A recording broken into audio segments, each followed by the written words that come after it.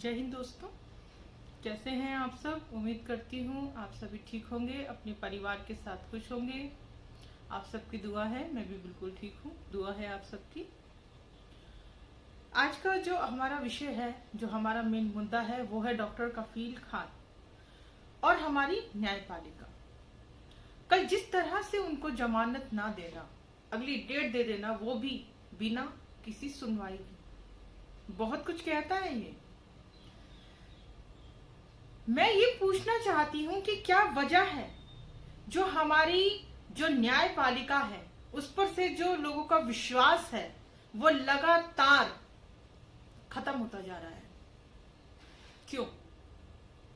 Doctor कफील खान, जिसकी जमानत के लिए कोई भी ऐसी वजह अब नहीं है, सारे कागजी कार्रवाई पूरी हो चुकी है, हर चीज कंप्लीट है, कोई ऐसी बात नहीं है कि उनको जमानत ना दी जाए, लेकिन फिर भी उनको जमानत नहीं दी जा रही है। क्यों? वजह बिल्कुल साफ है। आज जो हमारी न्यायपालिका है वो जो अपने निर्णय है वो ले रही है जाति, धर्म, मजहब को देखते हुए, जो कि सरासर गलत है। निर्भया केस से लेकर डॉक्टर कफील खान के केस तक अगर हम देखते हैं तो हम क्या देखते हैं कि ये जो न्यायपालिका है, हम न्यायपालिका का वो रूप देख रहे हैं जो शायद हमने पहले, हालांकि पहले भी इंसाफ देर से मिलता है, इंसाफ कानून अंधा है और ये सब चीजें हम लोग देखते चले आ रहे हैं। चलिए ठीक है, हमें लेकिन कहीं ना कहीं एक विश्वास था हमारे दिल में, एक कहीं ना कहीं एक सुकून था कि आज नहीं तो कल, नहीं तो परसों हमें इंसाफ मिलेगा। लेकिन आज वो चीज खत्म हो चुकी है। अब हमको ये पता है अगर तो हम हिंदू हैं तो हमको इंसाफ मिल जाएगा, लेकिन अगर हम गलती से भी मुस्लिम हैं, अगर हम मुस्लिम हैं तो हमें जमानत नहीं दी जाएगी, जेल सिर्फ हम ही लोगों से भरी जाएगी। क्यों? चाहे वो डॉक्टर कफील खान का मामला हो, और भी ऐसे कई मामले हैं जिसके बारे में मैं अभी बात करूंगी। डॉक्टर की जहां तक बात है, एक डॉक्टर थी, डॉक्टर आरती लालचंदानी। उस डॉक्टर ने, जिसका कि 36 से 37 साल का करियर था, जो वीडियो उनका सोशल मीडिया में वायरल हुआ, उसमें वो साफ कहती हुई नजर आई है कि मुसलमानों को इंजेक्शन लगा के मार देना चाहिए, और इतनी घृणा उन्होंने दिखाई मुस्लिम समुदाय के प्रति। क्या वो देशद्रोह नहीं था? तो क्यों उस लालचंदवानी जो आरती थी उस पर कार्रवाई नहीं हुई? उनके ऊपर तो कोई कार्रवाई ही नहीं हुई। जेल, थाना, कोर्ट कचहरी बहुत दूर की बातें हैं, लेकिन डॉक्टर कफील खान, जिसने कि वो काम किया जो हमारी सरकारें भी ना कर पाई, जैसे कि बच्चों की जान बचाना। आप देखिए इस सरकार की जो लापरवाही है उसके चलते कितने बच्चों की जान गई है। गोरखपुर में जान गई चमकी बुखार के चलते, बिहार में जो है जान गई बच्चों की, और उसके बाद गुजरात मॉडल स्मार्ट सिटी सूरत, बिल्डिंग में आग लगने से बच्चों की जान गई। जान क्यों गई? उनको बचाया जा सकता था, लेकिन दमकल विभाग के पास एक मामूली सी सीढ़ी न होने की वजह से बच्चे ऊपर से कूदे और उनकी जान चली गई।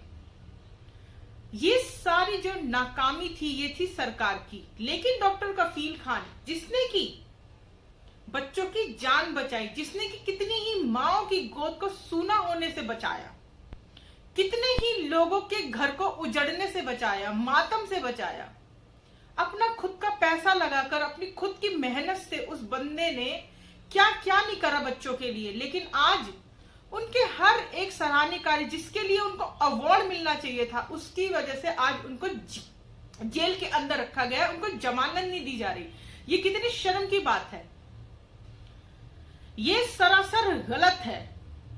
डॉक्टर कफील खान का ही मामला नहीं है यहाँ पर मामला और भी है। दो लोगों ने जो है दिल्ली की सड़कों पर, 3 लोगों ने गोली चलाई, 2 हिंदू 1 मुस्लिम, शाहरुख, गोपाल और तीसरे का भी नाम अभी मुझे नहीं ध्यान आ रहा, वो भी हिंदू है। तीनों में से 2 को जमानत, शाहरुख जमानत नहीं। क्यों? ऐसे ही जो जेएनयू में रात के अंधेरे में घुसकर चोरों की तरह छात्रों पर हमला करने वाले लोग, पहचान हो गई उनकी, लेकिन उन पर कोई कार्रवाई नहीं। गोली चलाने वालों पर कोई कार्रवाई नहीं। क्यों? क्योंकि वो हिंदू है, उनको अधिकार है देश में अराजकता फैलाने का। क्या उनको अधिकार है देश में ऐसी सांप्रदायिक हिंसा भड़काने का? क्यों? दिल्ली दंगों में, दिल्ली में जो हिंसा हुई उसको दंगा नहीं कहूंगी मैं, ये सोची समझी एक योजना के तहत किया गया था। दिल्ली में जो हिंसा हुई, मुसलमानों की मस्जिदें जलाई गई, मुसलमानों के घर जलाए गए, चुन चुन के मुसलमानों की दुकानें जलाई गई। उसमें आरोपी किसको बनाया गया? मुसलमानों को। जिसने दंगा भड़काया, बीजेपी के नेता जिन्होंने नारे लगाए देश के गद्दारों को, कोई कार्रवाई नहीं। क्यों? आज न्यायपालिका पर से पूरी तरह से विश्वास उठ चुका है इस देश का। देवेंद्र सिंह वो व्यक्ति जो आतंकवादियों के साथ पकड़ा गया, हथियारों के साथ पकड़ा गया, जो आतंकवादियों की मदद कर रहा था, जो दिल्ली में हिंसा भड़काने के लिए आतंकवादियों को लेकर आ रहा था, उसको जमानत दे दी गई, डॉक्टर कफील खान को नहीं। क्यों? आज जो ये पूरा जो सिस्टम है, जो पूरी न्यायपालिका है, ये आज बीजेपी के हिसाब से काम कर रही है। जाति, धर्म, मजहब को देखते हुए ये जो है अपने फैसले सुना रही है। ये बहुत ही गलत है और इस गलत के खिलाफ आपको और हमको ही बोलना पड़ेगा। कोई नहीं आएगा हमारे लिए लड़ने, हमको लड़ना पड़ेगा। इस बात को सभी याद रखें। और सिर्फ डॉक्टर कफील खान ही नहीं, संजीव भट्ट जो कि उस चीज की सजा भुगत रहे हैं क्योंकि उन्होंने 2002 में जो दंगा हुआ था, जो नरभक्षियों ने लोगों को मारा था गोधरा कांड में, क्योंकि उन्होंने उसका खुलासा किया था, क्योंकि उन्होंने उजागर किया था, उसका हर्जाना वो भुगत रहे हैं, उनका परिवार भुगत रहा है, जबकि उनकी कोई गलती नहीं है। डॉक्टर कफील खान के बाद और उनके साथ साथ संजीव भट्ट के लिए भी आवाज उठाइए, रिहा कीजिए डॉक्टर कफील को और संजीव भट्ट को। ऐसे निर्दोषों को जेल के अंदर और अपराधियों को, बलात्कारियों को, बहन बेटियों को जलाने वाले लोगों को जेल के बाहर रखा गया है। क्यों? बलात्कारी जो कि एक बलात्कारी जो कि बलात्कार करता है, पीड़िता उसकी जो शिकायत करती है, पहले तो उसकी शिकायत ही नहीं ली जाती। हमारा जो सिस्टम है वो इतना अच्छा है कि अगर पीड़िता अपनी शिकायत के लिए जाती है तो उसको ही उठा के जेल में डाल दिया जाता है, क्योंकि देखा ये जाता है कि बलात्कारी कौन है। पहले ये देखा जाता है वो हिंदू है, वो मुस्लिम है, वो कौन है, उसके बाद में फिर कार्रवाई की जाती है।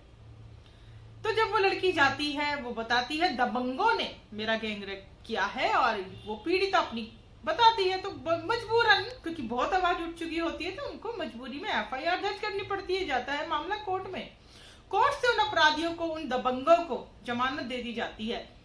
क्या करते हैं वो लोग? निकलते हैं जमानत पर जेल से बाहर और माँ बेटी को ट्रक के नीचे कुचल देते हैं। ऐसा ही ये केस हुआ था जब पीड़िता को जमानत पर बाहर निकले बलात्कारी ने रोड पर जिंदा जला दिया था। वो जलती रही, वो चलती रही, भागती रही मदद के लिए, लेकिन कोई फायदा नहीं। तो ये बलात्कारियों के लिए जो सिस्टम है, क्या है ये सब? आज न्यायपालिका ने जो अपना, न्यायपालिका ये जो जज हैं, जो वहां पर बैठे हैं, जो न्यायपालिका को चला रहे हैं, बेसिकली जो देखा जाए तो क्योंकि इनका फिर रिटायरमेंट के बाद में राज्यसभा का मेंबर बनना है, इनको लोकसभा का मेंबर बनना है, इनको महंगी बाइकें चलानी है। बहुत ही शर्म की बात है, बहुत शर्म की बात है। डॉक्टर कफील खान के लिए आवाज रुकनी नहीं चाहिए। डॉक्टर कफील खान जिसने बच्चों की जान बचाई थी, हमारे बच्चों की जिसने जान बचाई है, उस महान डॉक्टर कफील खान के लिए आवाज उठाइए। उसके बच्चे अपने पिता के पास होने चाहिए, क्योंकि उसने कितनी ही मां की गोद को उजड़ने से बचाया है। उस भगवान रूपी इंसान को जेल में नहीं होना चाहिए। अगली जो तारीख है 5 अगस्त, इतना जोर से आवाज उठाइए डॉक्टर कफील खान के लिए कि ये न्यायपालिका हिल जाए, ये पूरा सिस्टम हिल जाए और डॉक्टर कफील खान को जमानत मिले। चलिए, जय हिंद, जय भारत। जब तक जिंदा है बोल लेते हैं, जिस दिन जिंदा नहीं होंगे खामोश हो जाएंगे, चुप हो जाएंगे। अब भी हम जिंदा है, ये दूसरों को नहीं खुद को बताओ हम जिंदा है। जय हिंद, जय भारत।